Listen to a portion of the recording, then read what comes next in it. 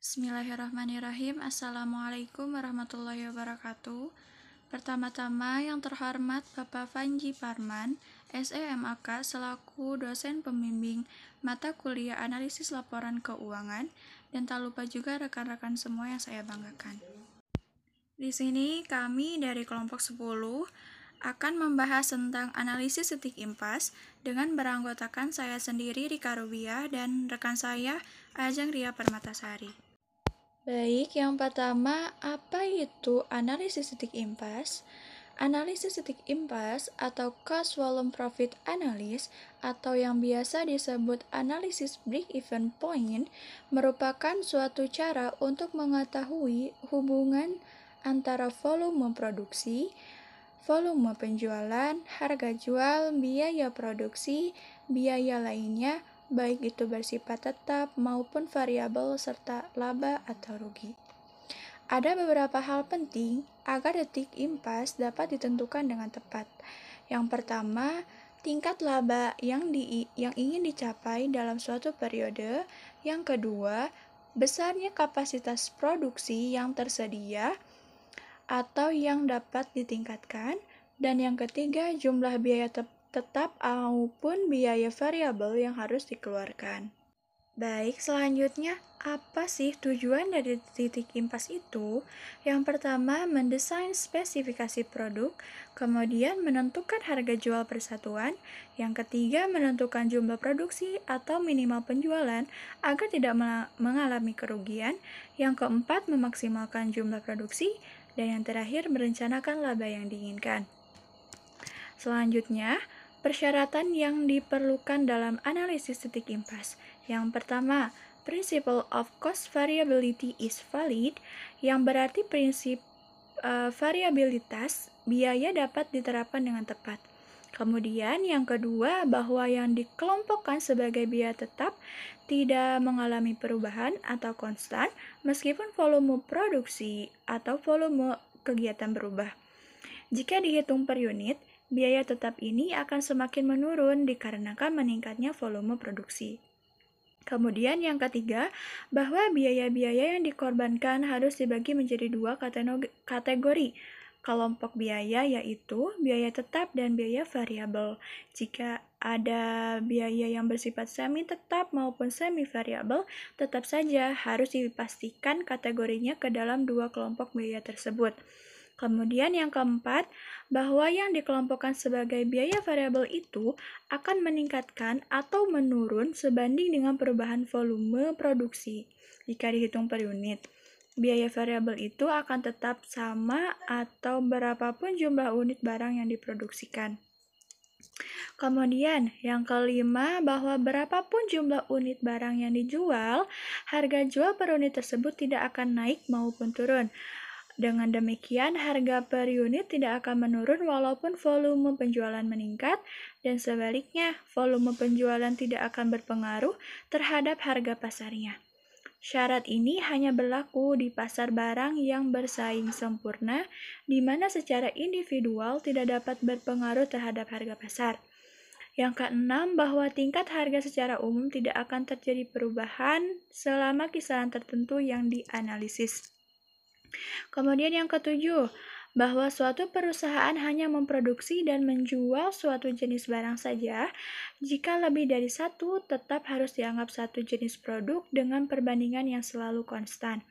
Yang kedelapan, bahwa produktivitas tenaga kerja pada suatu perusahaan akan tidak berubah atau tetap tinggal. Yang kesembilan, adanya sinkronisasi antara volume produksi dengan volume penjualan, yang berarti bahwa tidak ada sisa persediaan, jadi harus terjual semua pada periode bersangkutan. Dengan terpenuhinya persyaratan detik impas tersebut, maka dalam grafiknya, garis hasil penjualan, garis biaya total atau biaya tetap dan biaya variabel akan berupa garis lurus sebanding dengan volume penjualan. Baik, yang selanjutnya ada asumsi dan keterbatasan analisis detik impas. Asumsi dan keterbatasan analisis detik impas yaitu sebagai berikut dilansir menurut Kamsir tahun 2017. Yang pertama ada memisahkan antara biaya tetap atau fixed cost dengan biaya variabel atau variable cost. Yang kedua, biaya tetap atau fixed cost dianggap konstan sampai kapasitas tertentu saja. Yang ketiga, ada biaya variabel atau variable cost berubah-ubah sebanding atau proporsional dengan perubahan volume penjualan. Yang keempat, harga digunakan untuk satu macam harga barang yang dijual atau diproduksi. Yang kelima, harga jual barang persatuan tidak dapat berubah. Baik, yang selanjutnya terdapat 5 rumus untuk menghitung titik impas dengan rumus matematik. Yang pertama ada BEP sama dengan FC per Pi sama dikurang VC per unit. Yang kedua ada BEP sama dengan 2 per FC per PC per S. Yang ketiga ada BEP per FC dibagi atau per MIR. Yang keempat ada BEP sama dengan FC ditambah VC pada BEP ditambah 0. Yang kelima ada BEP sama dengan FC per 1 dikurang V dibagi P, dimana keterangannya BEP sama dengan analisis titik impas atau break-even point, FC sama dengan biaya tetap atau fixed cost, VC sama dengan biaya variabel persatuan atau variable cost, VC pada BEP persentase biaya variabel atau variable cost dari penjualan pada titik impas, P harga jual persatuan atau price, S atau sama dengan jumlah penjualan atau sales volume, 1 konstanta, MIR rasio pendapatan marginal atau marginal income ratio, MIR sama dengan 1 dikurang VCR atau variable cost ratio.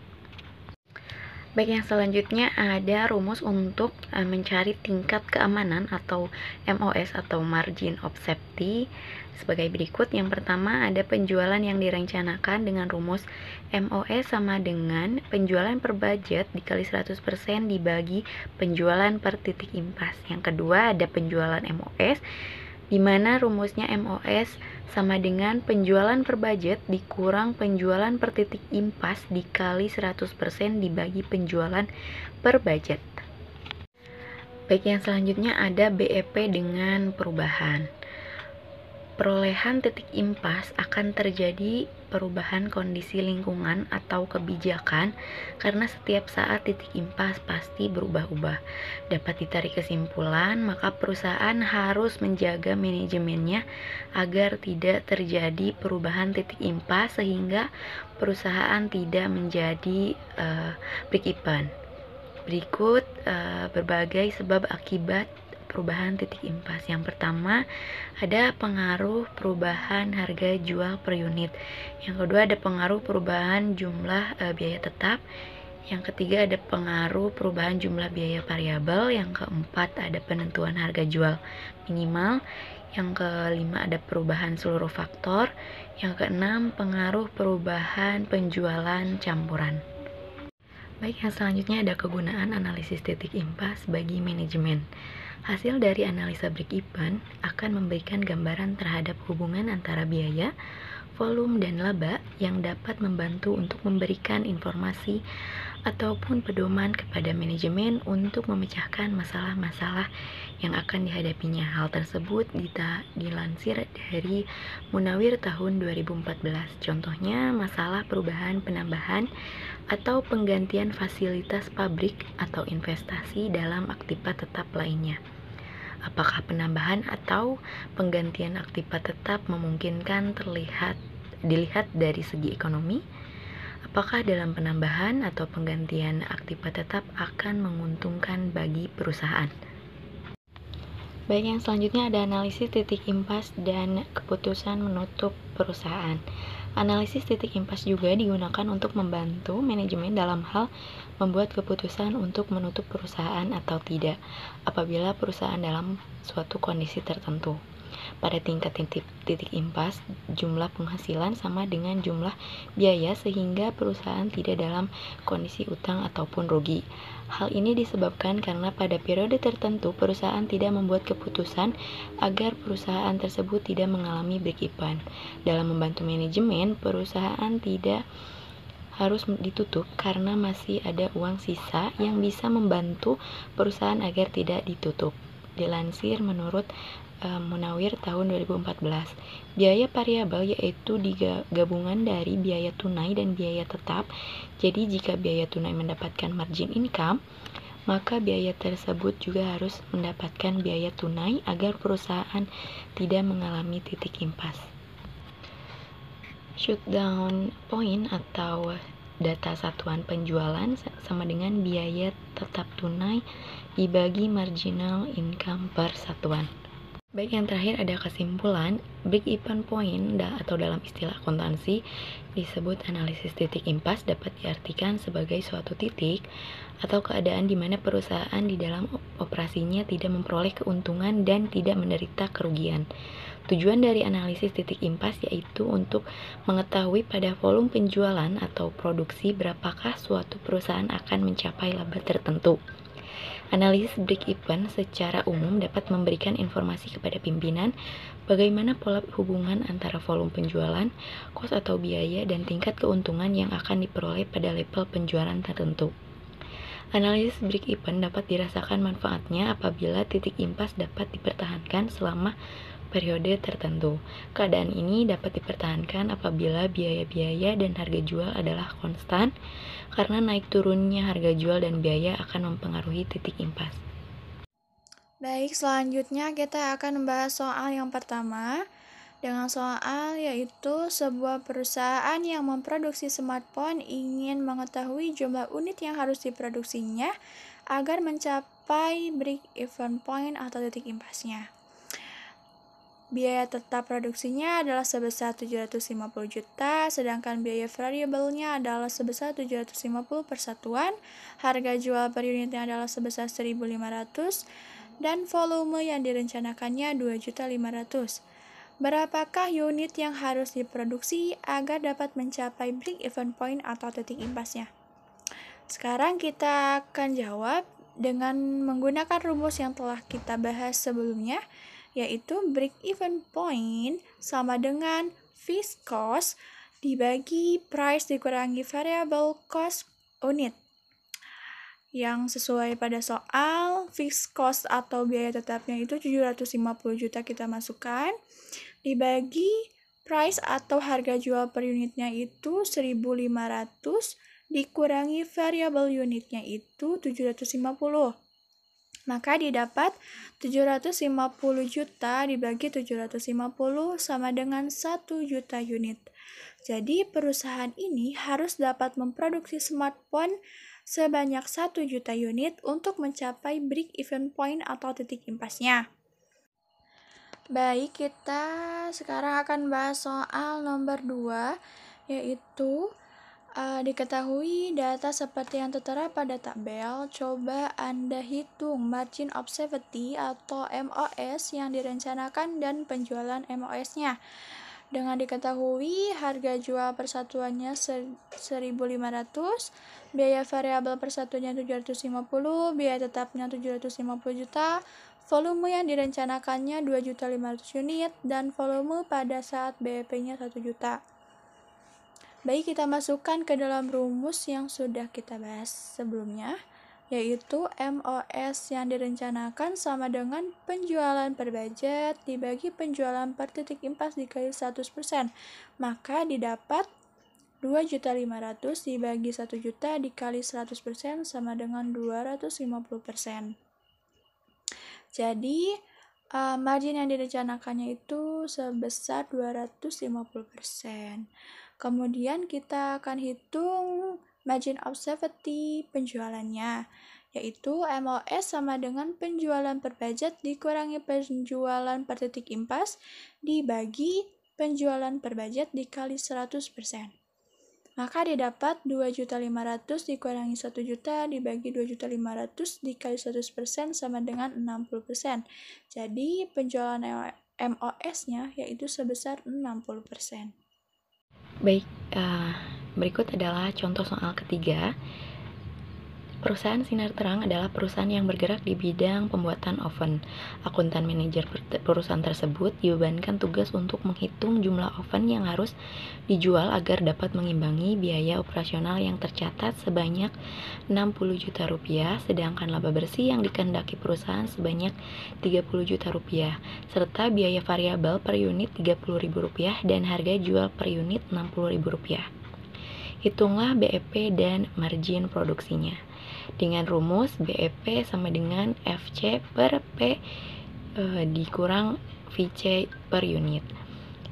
Sama dengan 60 juta dibagi 60.000 dikurang 30.000 sama dengan 60 juta per 30.000 sama dengan 2.000 unit. Dari data di atas bisa disimpulkan bahwa agar tidak merugi maka perusahaan Sinar Terang harus mampu menjual oven sebanyak 2.000 unit. Namun jumlah tersebut adalah jumlah minimal agar impas, namun belum dapat menghasilkan laba.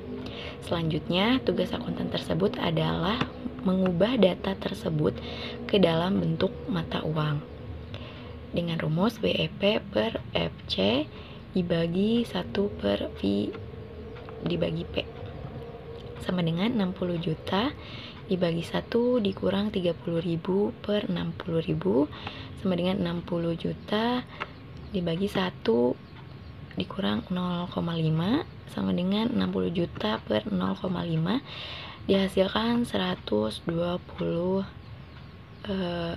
juta rupiah. Pemilik bisnis perlu memahami break-even point untuk menetapkan target minimal harian atau bulanan. Penetapan target tersebut harus disesuaikan dengan kemampuan.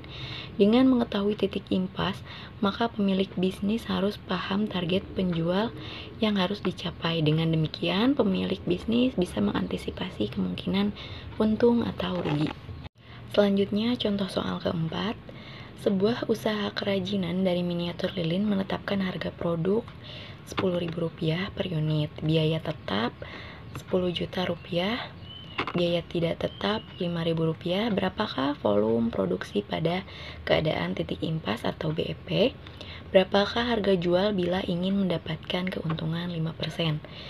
Dijawab, yang pertama volume produksi sama dengan Rp10 juta ditambah 5.000 dikali 1.000 dibagi 10.000 dihasilkan 15 juta dibagi 10.000 dan dihasilkan 1.500 produk. Volume produksi pada keadaan titik impas BEP adalah 1.500 produk. Yang kedua, keuntungan sama dengan 5/100 dikali 1.500 dikali 10.000 dihasilkan 5/100 dikali 15 juta dihasilkan Rp750.000.